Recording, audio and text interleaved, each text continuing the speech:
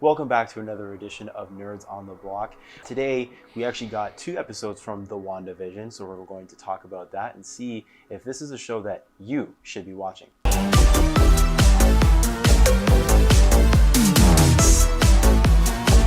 So, first 2 episodes dropped today. What did we feel like? What was your consensus of the first 2 episodes, Shamar?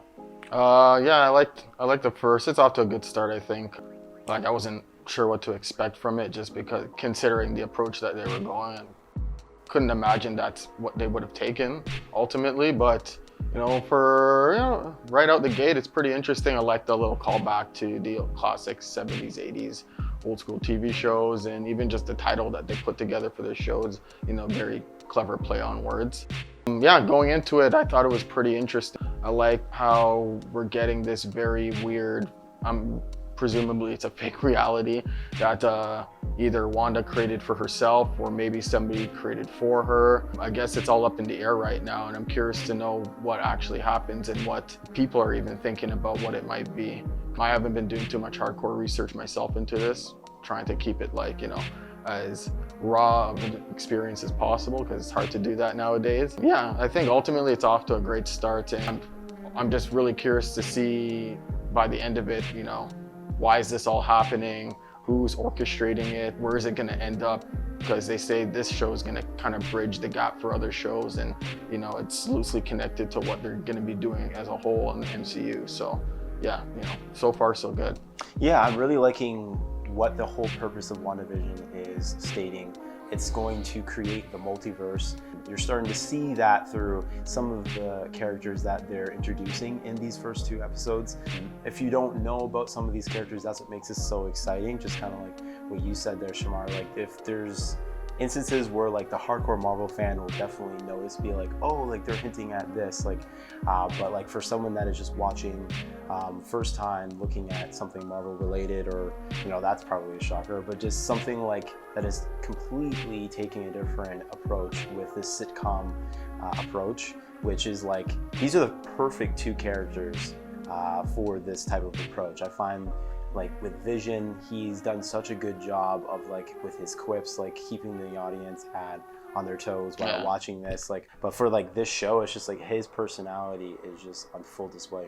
Just the way you can definitely tell these 2 actors have very good chemistry on screen. Given the years and the time they've been pretty much sharing the screen together. You can definitely tell that these 2 they're a couple. And they're in this together.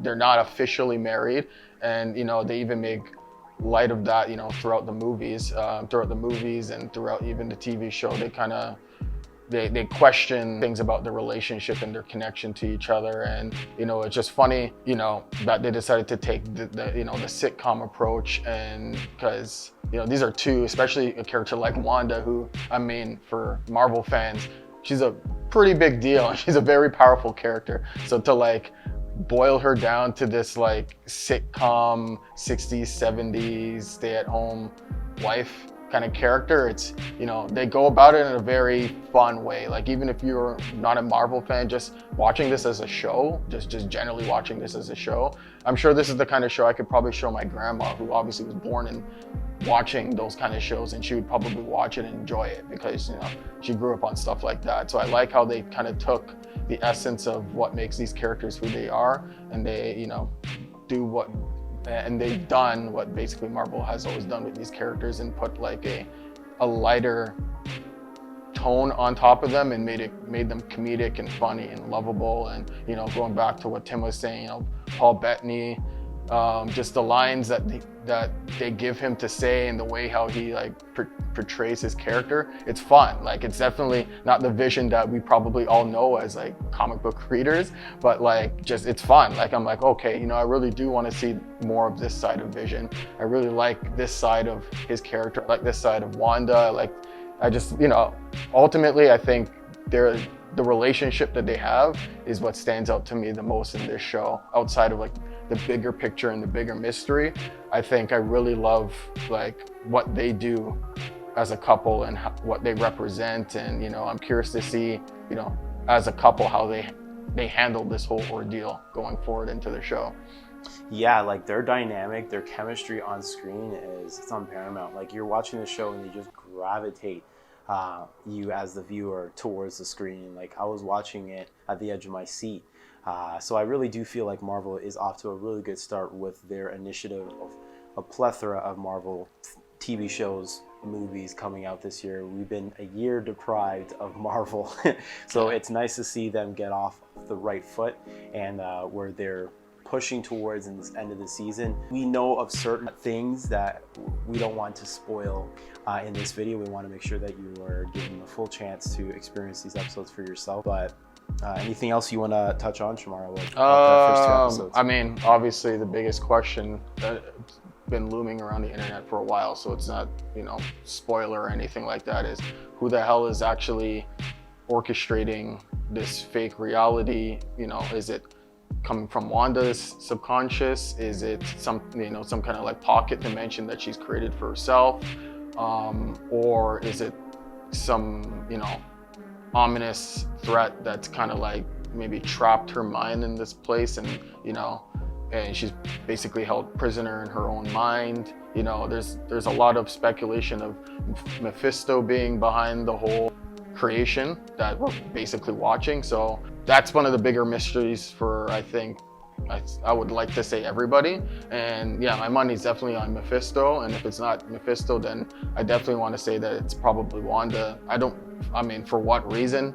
I don't know, that she might have threw herself into this pocket dimension and she's kind of just, I don't know, I guess figuring things as she goes along. You know, the sky's the limit when it comes to what's actually going to be happening, and I'm really curious to know like how it like ties into, if it is going to tie into anything else, which, you know, that's usually the Marvel way as of recently. I'm very curious how this show is going to have any correlation to anything that they do going forward. I don't know if you have any speculation on that. There's a lot of rumors that are circulating about that WandaVision is supposed to correlate with Doctor Strange, the Multiverse of Madness. So it's like how they're setting things like with the characters or the antagonists of this show. It's like there's speculation to believe that the rumored villain is Grim Reaper or Mephisto, like you said, or even Nightmare. So Marvel can go all kinds of routes with the villain of this show, or even if they are hinting at maybe Grim Reaper, maybe Mephisto, maybe they're hinting at multiple to create this multiverse and what happens, how it implodes in itself. So there's a lot of excitement going forward with Marvel, and we're excited to see how the rest of this tenure of this season goes. Those were our impressions of the WandaVision Season 1, Episode 1 and 2. Let us know what you thought about the first 2 episodes, and are you excited for Marvel's plethora of shows to come out in the calendar year? And thank you for watching. Like, comment, subscribe to Nerds on the Block. Bye. Later. Yo, you still here, dog? Yo, subscribe to the channel, bro. Make sure you hit that notification bell to stay locked on all of our content when it drops. What's wrong with you guys? Yeah, bro. Balk tease on. Seriously, like, it's so easy, bro. Just click the button, bro.